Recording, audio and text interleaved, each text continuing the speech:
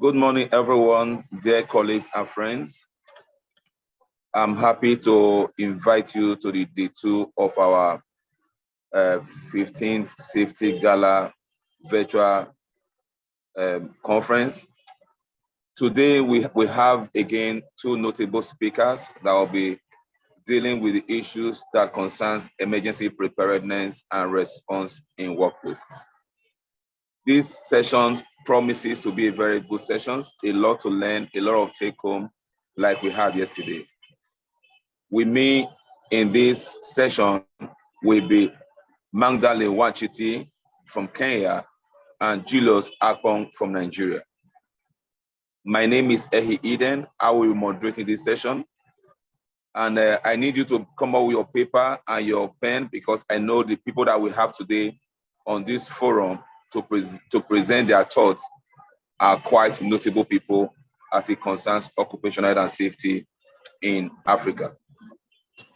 Let me introduce to you the first speaker, Margaret Wachiti.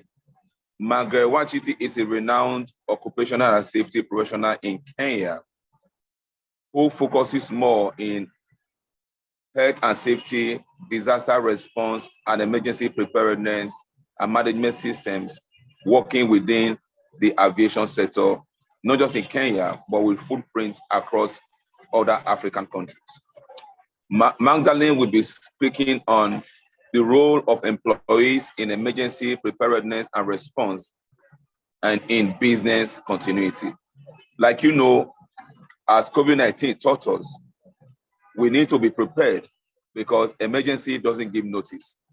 It happens when it wants to happen, and when we are caught unawares, our businesses are shut down and we suffer losses and not able to continue properly even after the emergency or the pandemic. So at this moment, please join me as I welcome to the stage my very dear colleague from Osh Africa, Magdalene Wachiti, for our presentation. Magdalene, the floor is yours. Thank you very much, Ehi. Good afternoon, good morning, everyone. I hope you're well where you are. I will be putting up my presentation shortly.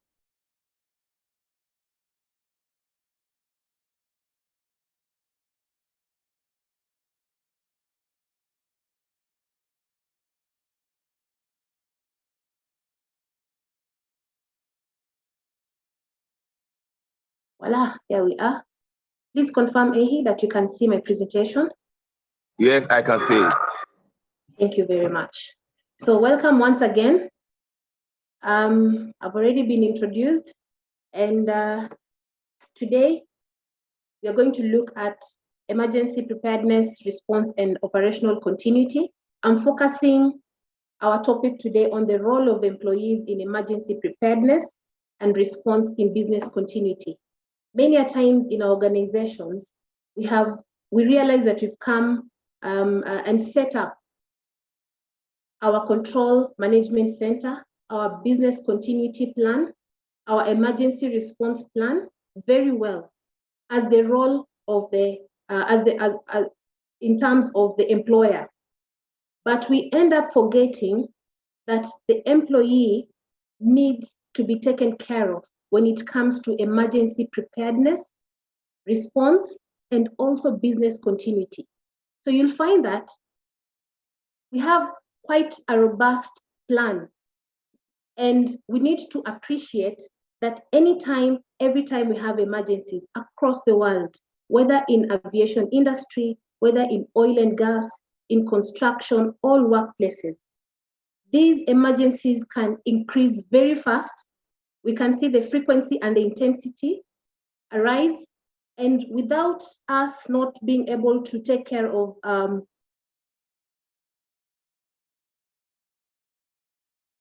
the role of employees, then we can easily lose focus on business continuity. So the focus here today and for us is to just emphasize and remind ourselves that what can we do to take care and make sure that we build capacity on our employees to ensure that whenever there is an emergency, there are specific roles that they can take on, and of course, with business continuity, business has to continue, all right? So someone would ask, how do we engage employees in the process? And I've put a quote here by a Chinese proverb. I really like this quote, which says, tell me and I'll forget. Show me, I may remember, but involve me and I will understand. In the era of, in this world today, and in the era of the digital era, you can easily lose your business if you really do not put up procedures and ensure that you take care of the internal personnel to manage and ensure that there's business continuity. What do I mean by that?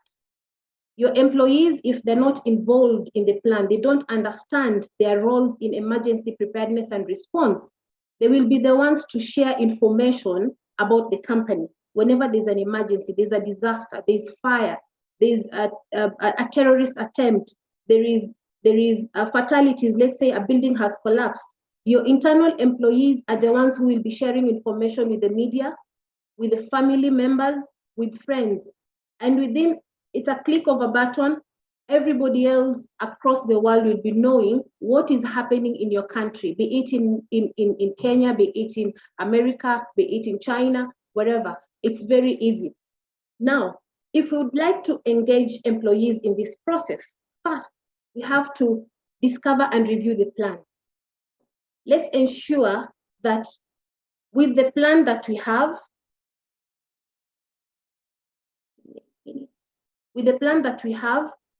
we have to go back and review the regulatory requirements that we have put in place in our procedures and manuals, the processes that we have adopted, and including all the sensitization and awareness and the policies. We must ensure that we review, let's go back and review and have employees involved in it. You will look around most of the legislations across the globe. They've really not spelled out the role of employees when it comes to emergency preparedness. There's so much that has been that has been spread out in terms of the state or the nation's capabilities and responsibilities. There's much that has been spread out in terms of the role of the employer in terms when it comes to emergency preparedness and a response. But the employee is really not tied out apart from your procedures. So for us here, we need to review our procedures and check, have we included the responsibilities and have we enhanced their roles in terms of this cause? Now, when you look at business continuity, there's a whole topic about business continuity. But on emergency response plan and business continuity, we need to ensure that there are workshops in the organization that involves the employee, and they need to understand what's their involvement and what are their roles going by this plan. Then you also need to, as you develop your emergency response and business continuity plan, ensure that you have a lot of walkabouts, you have toolbox talks. Remember, you need to involve the employees so that they're able to understand what is their role, what is my role as an employee when it comes to an emergency situation. Okay. Then also, generally, in filling in the gaps, you need to embed this the key roles for the employee in the plan, and you have to continue testing the plan so that you ensure. I know most of us maybe are aware of the PDCA cycle, the plan, do, check, and act. So it's important to always keep on testing the plan to check out if the employees understand their roles in emergency response and business continuity. Other engagements will include, if you're looking at the plan, if you've never set up a plan in your organization, which is very important, and for those who've already set up their plan, you need to check before, during, and after an emergency or that plan. How do you involve each and every stakeholder to ensure they understand their key roles in terms of emergency response and business continuity? So before you look at the leadership, the leadership needs to understand. Of course, with the role of the employer, the leadership team is taken through series of trainings, they're taken through series of drills, they get to understand their mandate and their responsibilities, or rather their accountabilities in this in emergency response. But you have to go down to the employee. They need to understand what's in it for them. They are part of the organization. We all would all like to agree that the employee is the important asset in the organization. So this employee needs to understand what's in it for me. When I have this responsibility in terms of taking care of a third party, for instance, there's a fire in a building, in a hotel, for example, this employee, what is their role in ensuring that as business continues in other platforms, how do they serve the other customers without the interference of what's going on as the emergency is being taken care of? How do they ensure that they don't lose focus? Okay, so as part of the company's objectives, you can include this in your KPIs, the key performance indicators, so that they get to understand they have a responsibility and a role to play when it comes to emergency response and preparedness. When you're employing, and if you've not done it, you better do so. If you're having new recruits in the company, as they sign their non-disclosure agreement, this is one of the areas that you can also engage the employees to know that these are the roles as an employee they should be taking whenever a situation arises. Okay, during the plan, during the indoctrination, and during the day-to-day activities, it is important not to forget the workshops. And here you look at all the rules and responsibilities. They have to be spelled out, they have to be clear, so that all these employees can know and understand how they can be engaged and what they can do in case there's an emergency. I'd like to give an example of an employee. This is a truck driver who is driving between different states. Let's say, for example, the long distance driver between Tanzania crossing over to Uganda, and they happen to be involved in an accident. They're involved in an accident, and thank God they're not injured. What is this employee going to do in case of that accident before they are wrapped up with mob justice, before they lose it? How do they manage that situation? Would you need to have a quick reference handbook? Would you need to have walk them through certain unique emergencies? Let's say they are driving through, they are caught up in floods. What do they need to do to ensure that they are able to communicate and they don't lose focus, and they are able to salvage probably the property they are carrying for the organization? Ensure that you have a lot of walkabouts and encourage feedback. And then once you have set everything in place, it's important that you have feedback, have surveys, have prompt conversations. Once in a while, come up with toolbox talks. As you have your toolbox talks in any occupational health and safety matters, remember to include the emergency response, because most of the time we get to forget this area. Okay, include games as you do your drills. Now, I'd like to talk about some challenges that we face whenever we want to involve employees into the emergency response preparedness and response, and also in business continuity. So as you set up that section of the role of employees, you'll be faced with a number of challenges. For example, if you're in a manufacturing company, there's a lot that you do. There's pressure for time to produce and all that. So you'll find that you will never have it in the plan because you don't have time. So this is one of the challenges as safety managers, as practitioners. We need to know you have to create time for anything and everything, and more so for the role of employees in terms of emergency. At times, you're faced with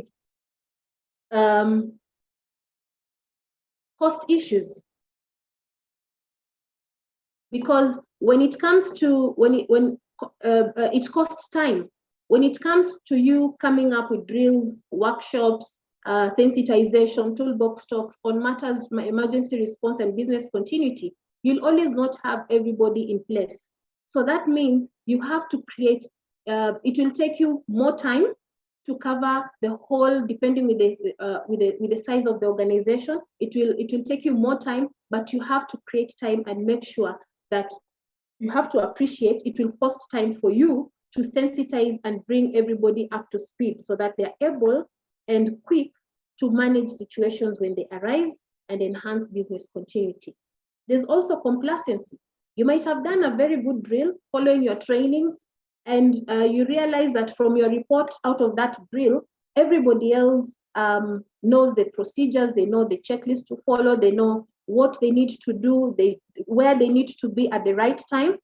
But again, if you take too long before coming back and doing more sensitization, and you have to continuously do it, then complacency kicks in, and they can deviate from, there could be deviations, and out of those deviations, people could be doing wrong things. And whenever an emergency arises, you will realize that the business continuity will be affected because employees will not be involved during that time.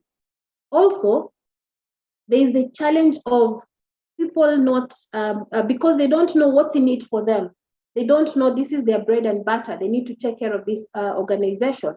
Then they always have that feel of it's someone's problem. So for you, you have to be very creative and ensure that with these challenges, you're able to capture them as you continue enhancing and building capacity on the role of employees in emergency response and preparedness. So how do we address these challenges? Like I mentioned, it costs time. We have to appreciate that we must create time, and there has to be a commitment from the top management and also from the safety fraternity. We have to make sure we create time and be realistic about this project. Introduce it in segments.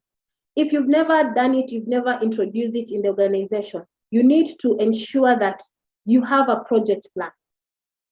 Involve senior management, get a buy-in that there is a need to have employees understand their various roles and their specific roles in terms of emergency response. So when management gets to understand, it's not just about the crisis management committee members, but also employees need to be involved. Then you'll be able to have a flow of transition when it comes to building capacity. Okay. Management of change is very important when it comes also to involving employees. Like I said, do it in segments. You have to do a proper process flow in introducing this, because while doing the management of change, you'll be able to understand your employees, you'll be able to understand their strengths and weaknesses, who can be placed where for business continuity, and how do you reshuffle, or rather, how do you pair the teams so that you're able to manage the emergency on the other hand, while the employees also do not support the whole program. Then also part of addressing this challenge is to sensitize this plan, and you need to tell people why it is important for everybody to be on board emergency response, emergency preparedness and response as employees. If they do not understand the why, then you will lose them. So also address the negative voices and convert them into positive. Many times you'll find that if you're in an organization, you've never had any emergency for 10 years, 15 years, 20 years, most people would always tend to think that there's never going to be an emergency. But emergencies, we are never prepared for them. When they come, like Ehi mentioned, COVID came and we were all at a standstill. So you need to ensure that the negative voices are taken care of so that people don't become complacent, and it involves quite a lot of commitment and a lot of work. Then also I'll take you through the steps on how you can, at least on the challenges we've talked about, on how to address them. How then do you have this in a step-by-step flow? So first, look at the company policies and procedures.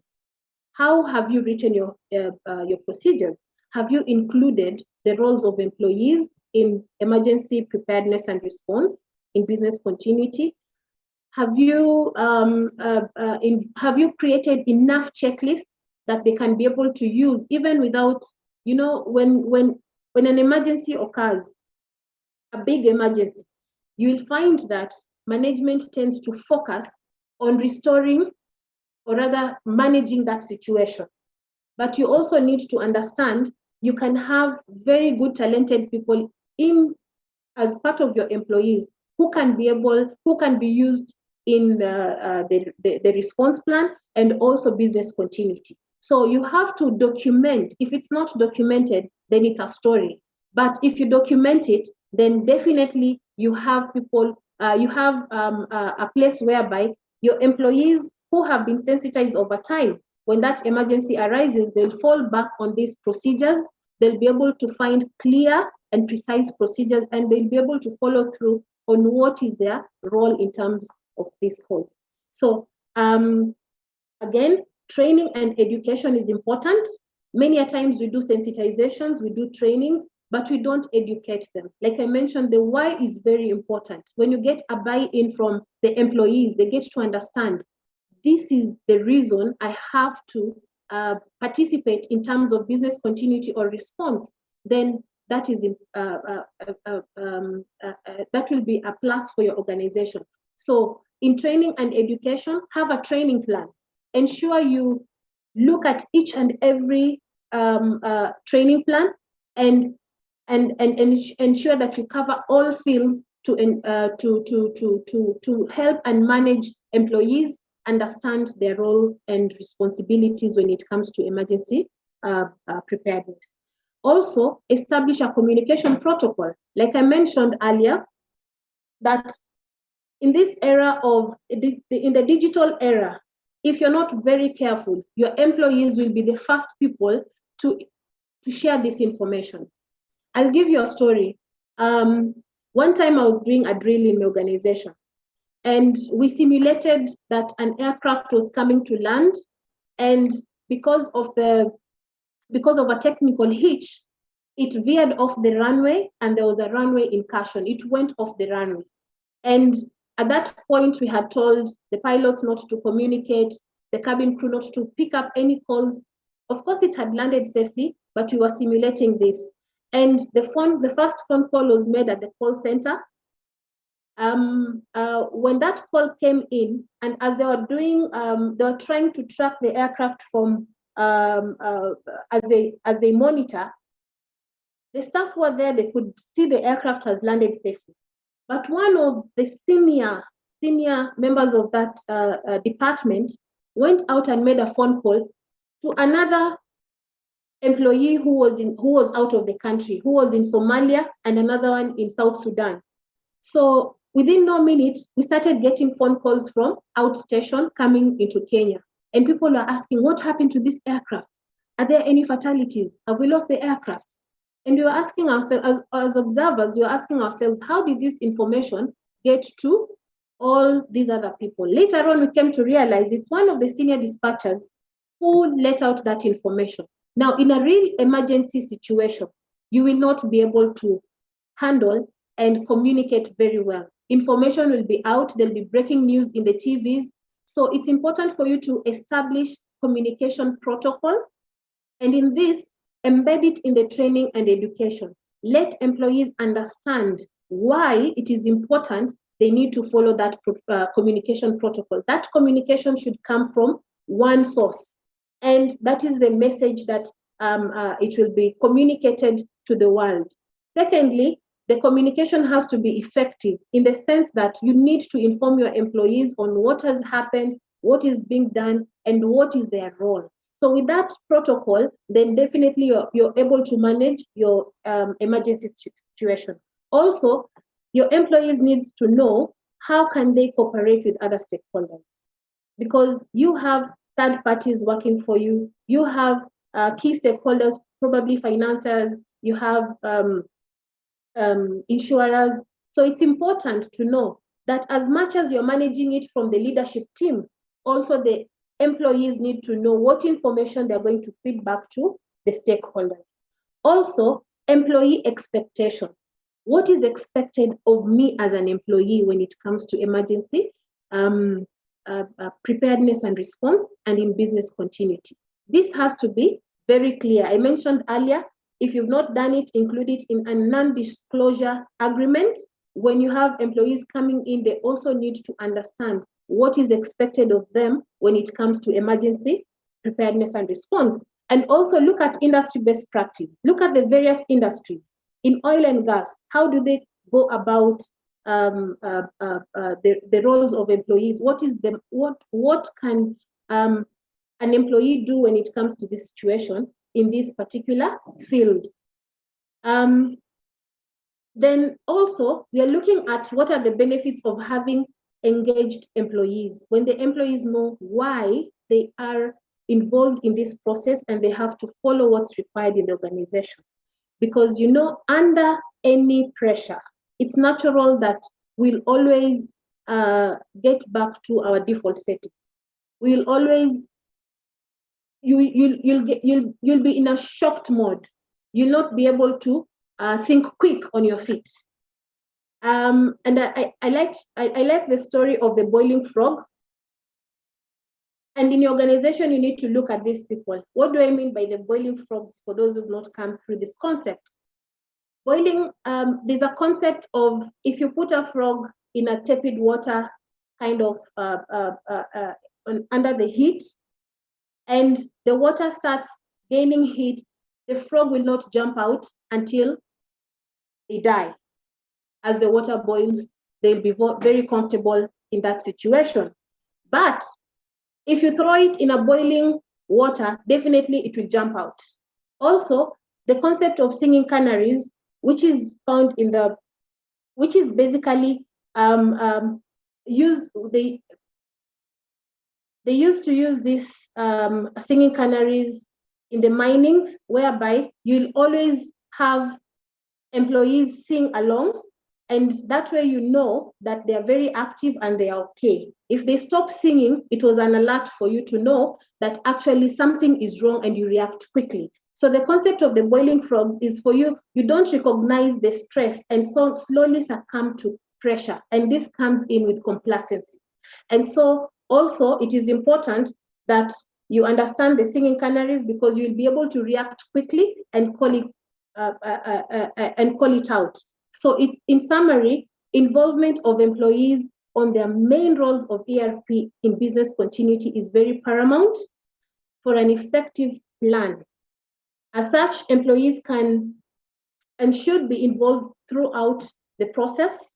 You need to address any challenges, any gaps that you have in the organization that are present, and effectively. Employees will be more efficient if they have been involved in development of the ERP. Remember, employee involvement is very key. If you don't involve employees, whenever there's an emergency, they'll be stuck. They wouldn't know what the plan is all about, but as you involve them, they will appreciate it and it will become a part of them. And ensure you review that plan continuously, because emergencies are unique, they develop, and they're unique, and they can come up in different form. So it's important to review your business continuity, emergency response and preparedness, and also in business continuity, so that you're not caught up. You're not caught up in emergencies that we do not expect, like what happened to COVID-19. So thank you very much. I'd like to stop there, and I'll hand this over to Ehi.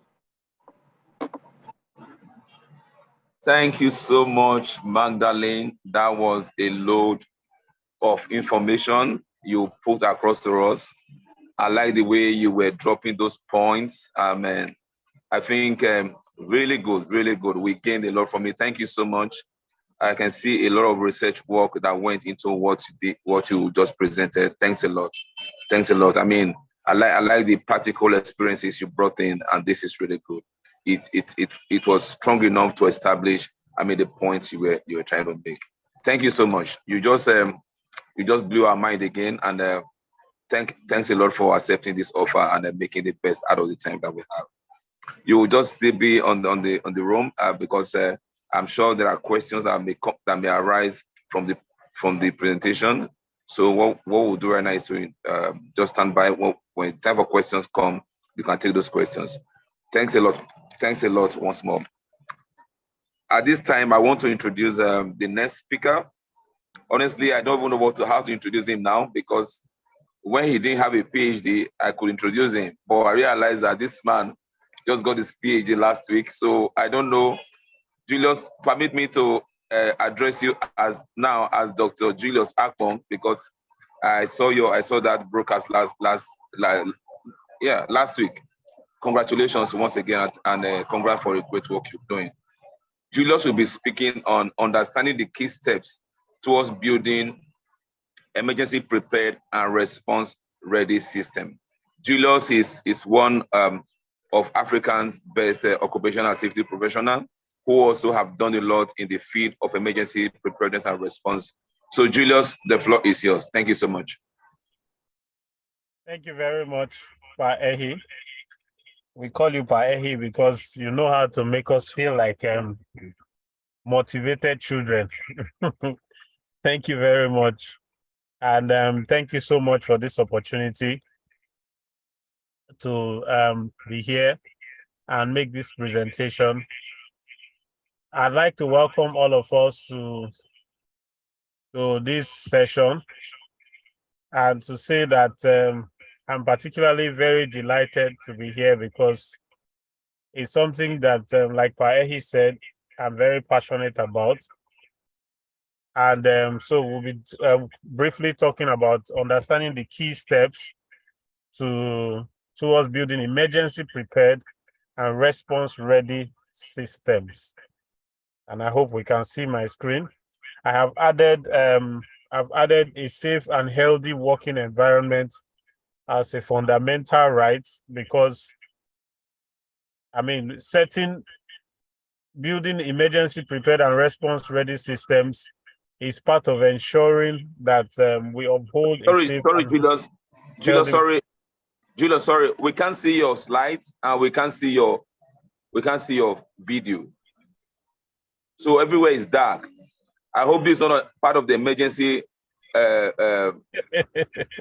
Emergency. No, I'm surprised you can't see my. Okay, I'll do something to it now. Yes. Hope we are prepared for this. Yes, we can see you now. Okay.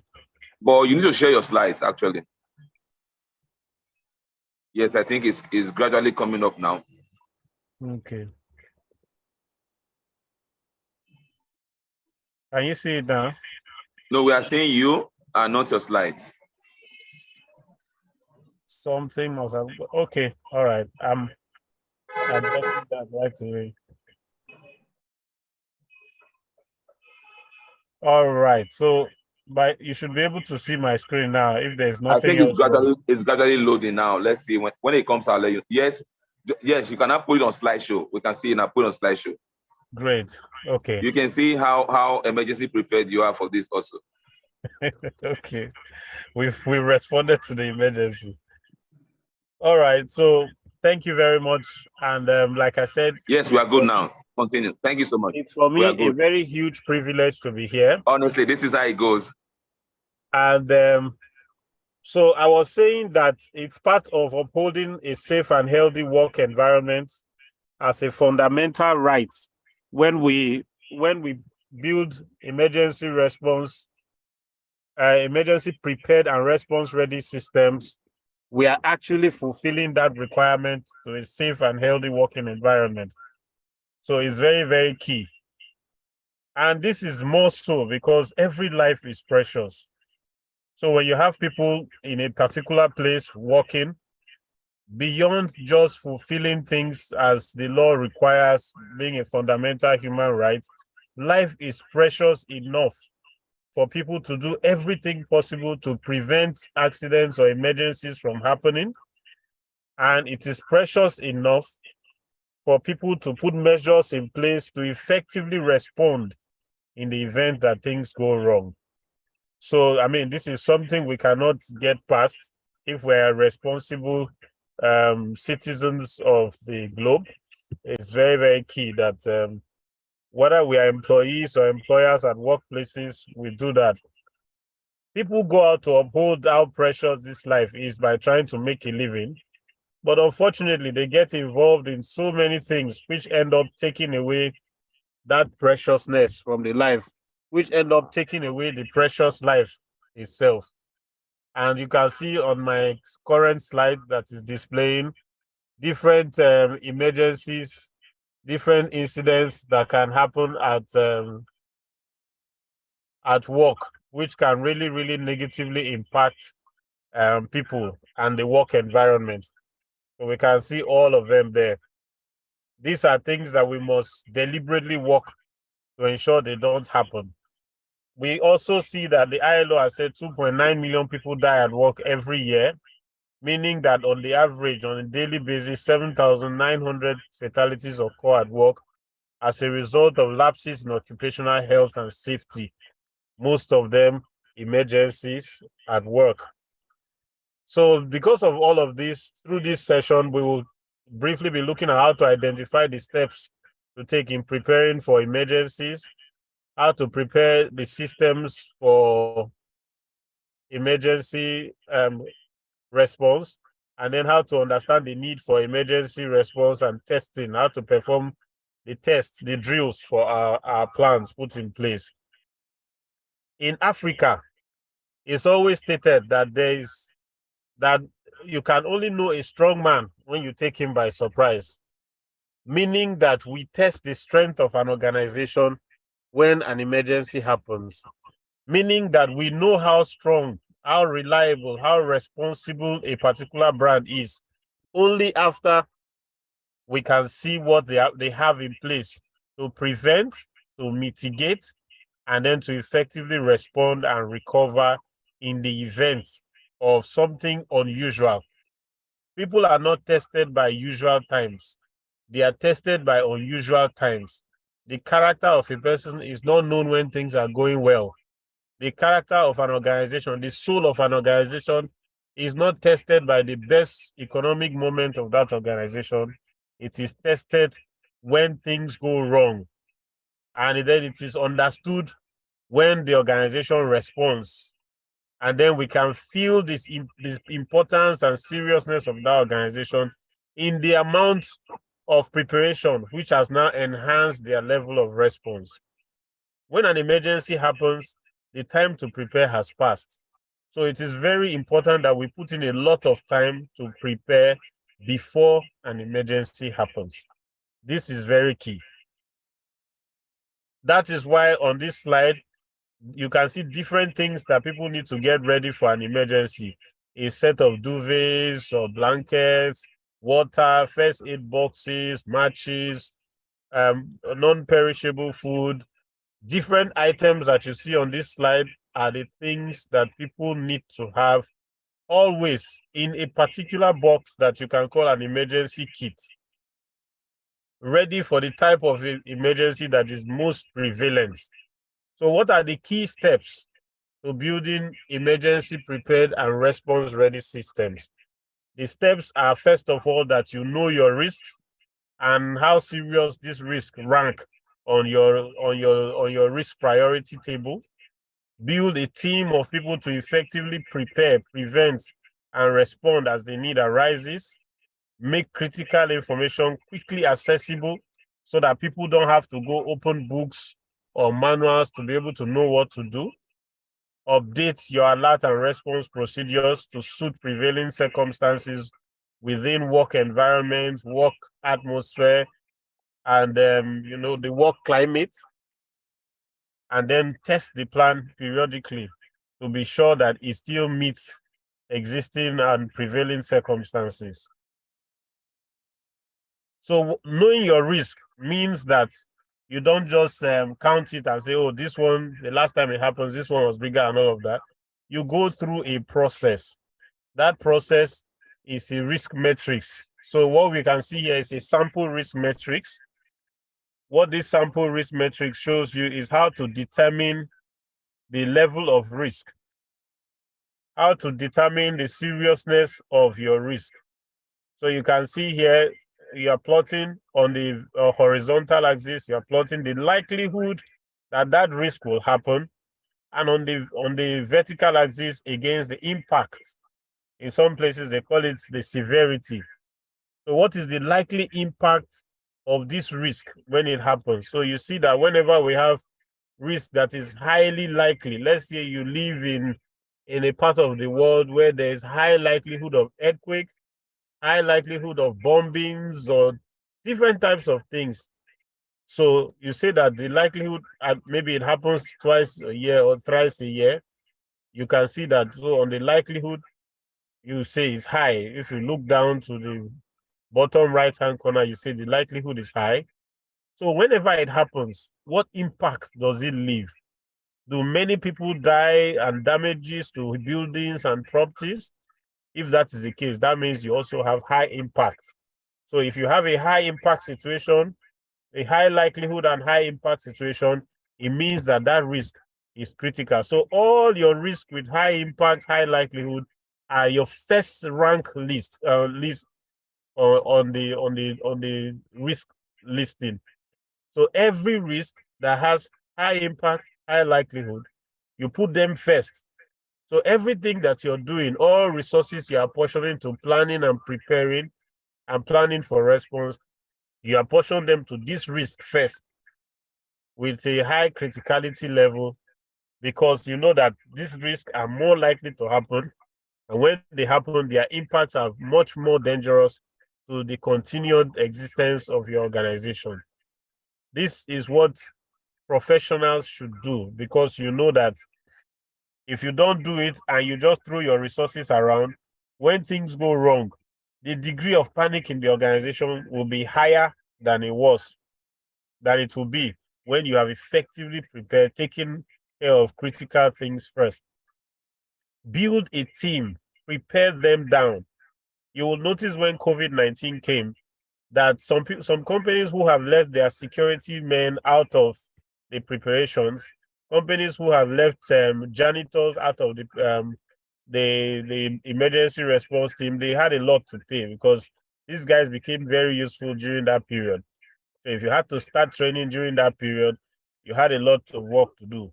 So now, taking learnings from there, when you are building your team, it should cut across the organization in a very smooth manner, such that these guys can, come back and be able to help in your response processes. It's very, very key. If you don't prepare them, if you don't have a team on ground and train them through how to prevent it or how to mitigate it, how to prepare and expect a disaster. And unfortunately, the problem with preparing for disasters and emergencies, in especially this part of the world, is that people seem to have this God forbid mentality. They tell you, God forbid, it will never happen to us. It's very bad. That mentality is very bad, because I believe that God is dynamic and that he gave us all the brains we have to be able to understand things that must happen and do as occasion demands. So we don't have to sit, fold our hands and say, God forbid. We have to prepare deliberately, talk about these things frequently, have ready information, and be ready to act as occasion demands.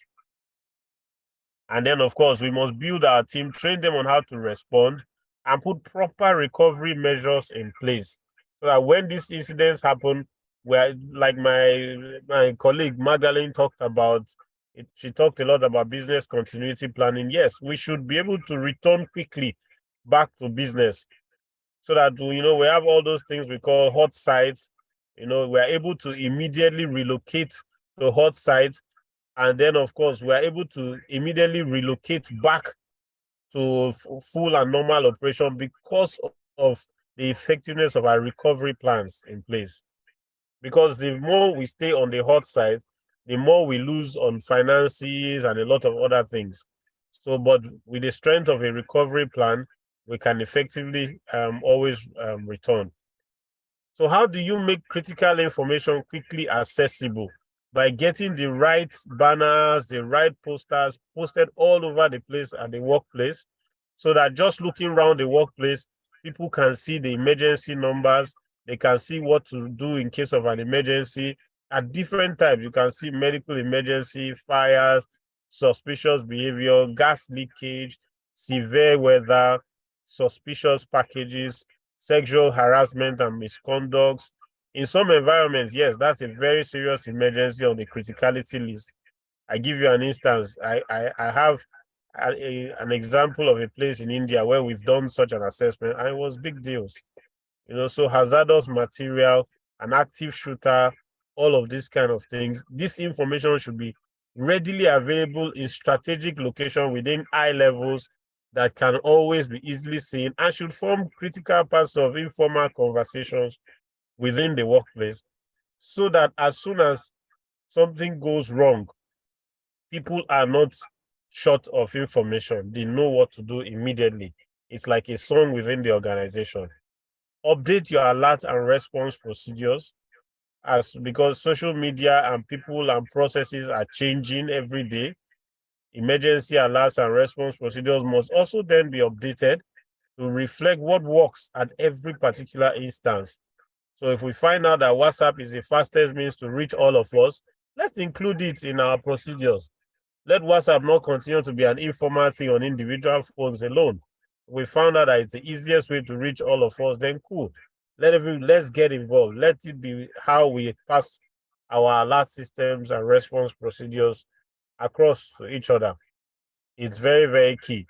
And then, of course, as you can see here, through the prevention to preparedness to response and recovery, we must ensure that enough measures are on ground for when people have to evacuate, that the size, for instance, of exit points are commensurate with the number of people, not that it must be large enough to accommodate all the people evacuating at once, but to reduce stampede, you don't have the entrance into a building that has, say, 50 people looking like only 2 people can pass at the same time. When you have that level of width challenge, it means that we will most likely have stampede when there is an emergency. And then we must be deliberate. One thing that I see in a lot of organizations I go to is that people are doing things to tick boxes. They are not deliberate in the actions that are being taken to safeguard people. And then even sometimes, even those leading the activities, are they themselves not convinced that this emergency is going to soon happen? That is very real. So because of this, a lot of times with lip service and the rest of them, we don't do it right until something goes wrong. I remember a time in my former life when I used to work in aviation, we used to have emergency kits with a bag completely stocked with everything, toothbrush, extra clothing, axes, some knives, different things to be able to immediately deploy to the scene of incidents. And we had a senior manager who got employed there and told me that I was wasting company money. This is a kit that I had prepared for anybody who was responding, like arriving on site. In the event of any issue, go to that box, turn behind just your table, pick it up, knapsack on your back, call your family, tell them you are going to the scene of an emergency. But the guy just told me, look, with the quality of people we have running affairs in this place, nothing will happen. You are just wasting your time. And this is not the kind of thing I can say, let one happen so that you will test and see, So, I mean, we have to ensure that those who lead processes, those who lead operations and systems are people who understand that these things do happen. And when they escalate, they do so with disastrous consequences. And organizations will never spend as much in preparing as they will ever spend in trying to recover. Therefore, it is always safer to put up a plan, prepare effectively, mitigate this risk, and when it does happen, you should have concerted approaches So understand your risk, plan for this risk effectively, share the right information, and above all, test the plan. How do you put an emergency action plan to the test? Now, you must have different plans. Emergency management, the plans must be based on what prevails within the type of operation that you run. It should be realities of the operation rather than copy pasted from other. I mean, you can't reinvent the wheel where the right thing that suits your system exists, but you must not copy verbatim another person's emergency response plan. You must ensure that it rhymes within your system.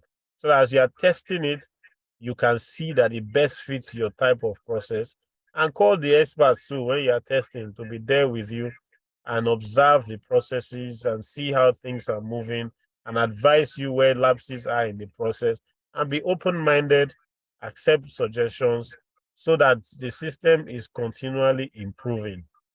So develop and update your emergency evacuation plan with a cross-functional team of people that you have set up from different departments within the function.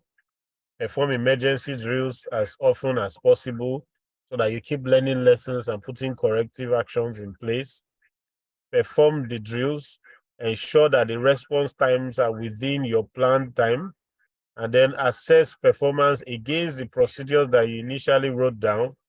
Communicate all the best practices related to this, and then of course put your action and put everything that you have said into action regularly as the need arises. Above all, stay on the preventive lane and see that you always can sense it coming and you do a lot to prevent it. Some companies started preparing for COVID-19 when they heard that it had arrived in China.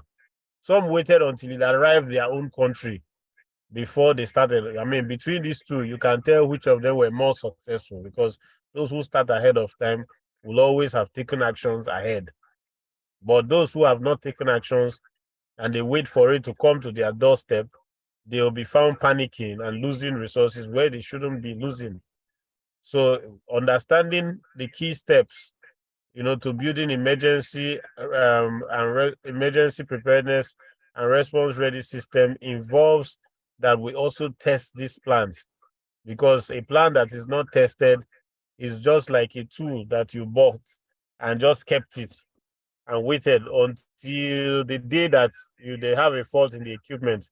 You now go to bring that tool and found out that it was not the right torque wrench for the type of screws you want to unfasten. At that time, you have to abandon the equipment and go back to make a request. All those costs are there, together with operational downtime. So, I mean, if you don't test your plan, writing the plan has not helped anything. And then, of course, it should be something that the entire organization has undertaken to do. It should not be a plan that you have written to pass an audit. It should be something that you have discussed with everybody in the organization. And being a team, all of you are achieving more, because when an emergency happens, it won't discriminate. Everybody is going to be involved. So as a team, you should carry everybody along and ensure that it's not just documents for audit purposes. So I'm going to leave it here and wait for any questions that might come. Thank you very much for your time. It's been a pleasure. Thank you so much, Julius. That was well put together. Lots of information we have to deal with. Thanks a lot. We really appreciate this. I mean, the time you put into researching on such very useful information and the real-time experience as shared by you. Thank you so much, Julius. We appreciate. Thank you. I want to find out if there are questions there are questions that we need to deal with at the back end. Please let me know if there are questions. I really like, while we wait for those questions, I really like the issue you brought up on on testing the plan.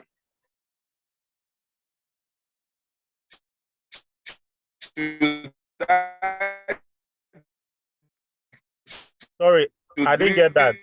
draw up a plan within course on how go about putting the plan we can implement in testing these plans. Okay, so in testing the plan, we have to look at, first of all, based on criticality.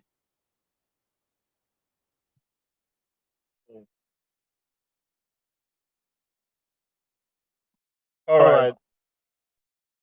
So in testing the plan, you have to first of all look at the criticality level, and then you have based on the risk ranking that you have selected, you test the plans based on the amount of risk.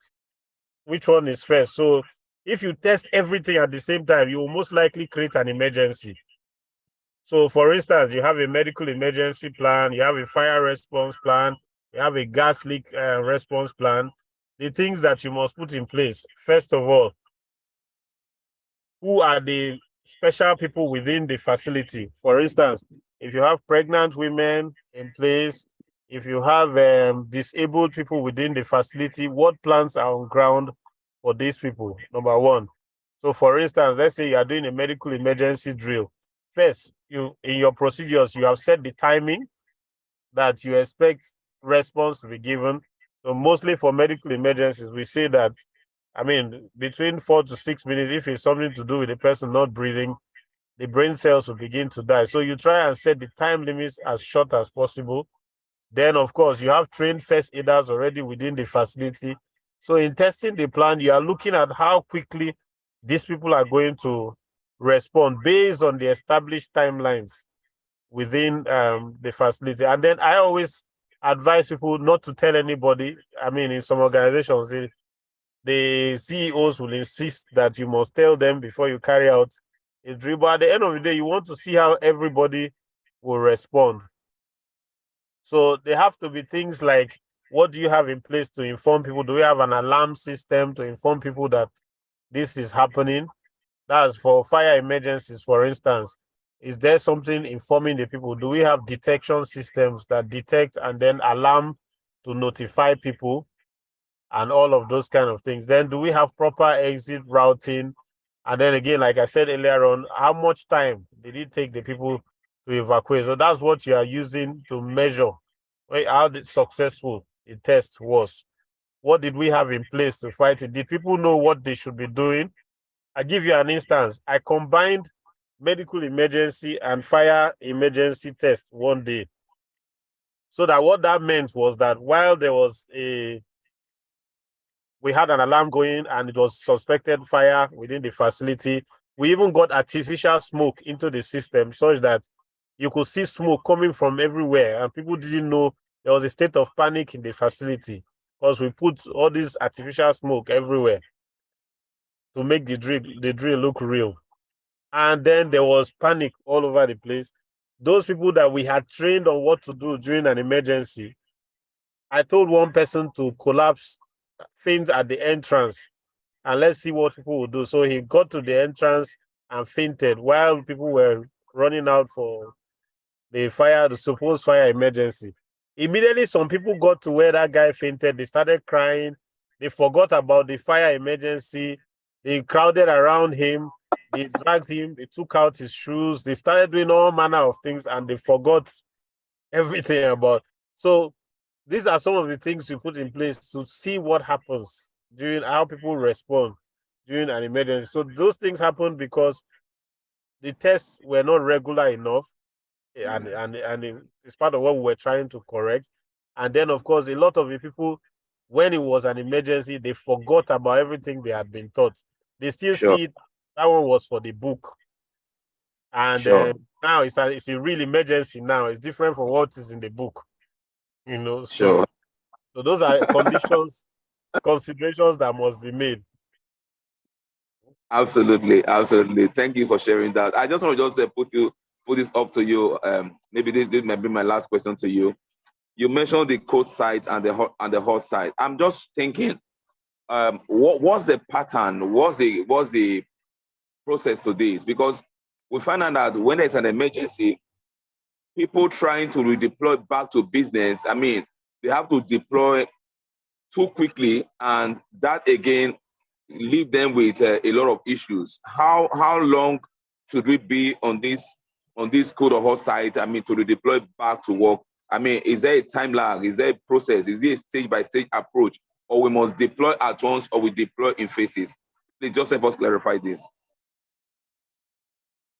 That is such a fantastic question. And yes, you said it's a very serious concern. If I because of time, I won't share personal experiences there, but it's a very key concern. Everybody wants to go back to business. So the best way to do it is to set what's usually called recovery time objective. From the very beginning, everybody knows what the organization's RTO is. I know that people will make bonuses and everything when they make a shorter recovery time objective. But sometimes, say for instance, a fire, you have put out the fire, but there are certain hidden areas where the fire started from that have not even been reached.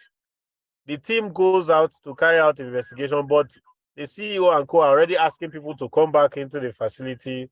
Maybe they have board of directors meeting that was to hold that very day. Meanwhile, you go now to maybe the bunch of cables that started the fire and open it up. And because you've opened it up, oxygen goes there and boom, there's a bigger fire. And yet people had already deployed back into the facility. So it's important, first of all, to make it a rule within the organization that our recovery time objective is as advised by the emergency response professionals. It's only when they have gone around and come to clarify that we are now safe with their professional judgment that we are able to go back. It is not the CEO and the business leaders do not, because they have been trained, they know things that can go on, they do not interfere with that process until professionally advised. Some even tell themselves that we must get somebody from, say, the fire service or, say, a hospital to come and advise us first before we can assess the building. And that is why we advise that people should have a hot site that is reliable. For instance, all your data on the cloud should be there so that if we all say, okay, because of this, let's be going home until tomorrow, we'll advise you. People can still do their jobs online because we have a cloud service. Everybody can log in from any other computer into the organization's cloud and be able to work from there. So your work just naturally continues. And then, but I know that for those who have to come to site to do manufacturing and the rest, those are the ones that must wait for advice from emergency service on when to come back. It needs to become a policy within the organization that it is not business leaders that determine when we return, but professional advice that does it. I think that solves it in most cases. Thank you so much, Julius. Thank you so much. Let me come to my colleague Magdalene Wanchiti. You mentioned issues. The will of God, Julius also alluded to that information must be made available, the right information. We need to know who to communicate to the public, who to communicate to the media. I want to ask you, are these also pre-requirements that we must have in our emergency preparedness plan? Does the company, does the policy accommodate this prior to emergency happening, or is something we just have to appoint someone when it happens? Because like you gave a very clear example on who to make information available to the public. And we realized several times information that are made available to the public causes more problems than even the problem that we have on ground. So how do you manage this within your emergency preparedness plan? Magdalene, that's your question. Thank you very much, Ehi. And absolutely, you need to have this incorporated in your emergency response plan. Like my colleague had mentioned, there are various scenarios in which you may have in your organization. There are those emergencies that don't affect other people, or what you can say, other stakeholders who are not within the organization. And if that situation can be managed within the organization, then you need to manage it internally. You don't need to take it to the public. However, with the communication protocol, employees need to understand, because that information can leak out And that information, once it leaks out, then the interested parties, the media will come in and try to get that information. So if you have, let's say in the manufacturing industry, something collapsed and you're able to manage that situation internally, then communication has to be very clear internally so that you manage it at that jurisdiction. If it is an emergency that touches on other companies, it touches on other people, maybe the neighbors, there was smoke, there was a dangerous good, let's say, for example, there's emission of gases that can affect the public, and this can go out to other stakeholders, then it is important to know how do you establish this communication channel to ensure that right information is sent out immediately. If you're working on it, you don't volunteer information or you don't have an ambiguous statement to the public that will give room for it more, more interpretation or more room for them to create a lot of stories. But what you can do is to have a template. Your communications department in charge of emergency response, part of the crisis command team, they know what they need to give out, and they have to give constant updates. In your plan, you will have developed a process flow that in every 30 minutes, in every hour, we will be giving a statement, or we will be having the person in charge to give a press conference, do so. So that's very important, because as part of preparedness and planning, we are saying that you need to ensure that everybody is taken back to the procedure and they know what to do, because in an emergency, it will not come out naturally. You will forget a lot of things. There's going to be a lot of drama. I like the example that Dr. Julius mentioned. He gave us an example whereby everybody got confused and people were running up helter-skelter, not knowing what to do. So I hope I've answered that, Ehi. Back to you. Yes, you have answered that very well. So thank you so much, Magdalene, and thank you so much, Julius, and thank you to our very versatile global audience. It has been a time well spent learning on emergency preparedness and response activities. I personally have learned a lot from all that have been shared today. I'm sure a number of us who are on this program have also learned a lot. We look forward to a next session like this, perhaps next year or a year after, where we also come together on this safety gala webinar to also enlighten the public on how to, and mostly workplaces and safety practitioners on what to do in terms of basic things as it concerns that workplace. And most importantly, I'm also very happy to say that I think our emergency response plan and preparedness plan have also been altered by the COVID-19 pandemic. We all thought we couldn't work offsite, but now we found out that right, we can work offsite, which of course is also a strong build up to our business continuity. Whether our office has our physical side have those issues, a lot of people have set up flexible working environment, flexible work system where we can work from home and see how we can build back better. So on this note, I'll bring this meeting to a close. And again, thank you very much, you both, Magdalene from Kenya. Thanks a lot for your very good work. And Julius Akon from Nigeria. Thanks a lot. And I wish you the best of the rest of the day. Thank you and God bless you.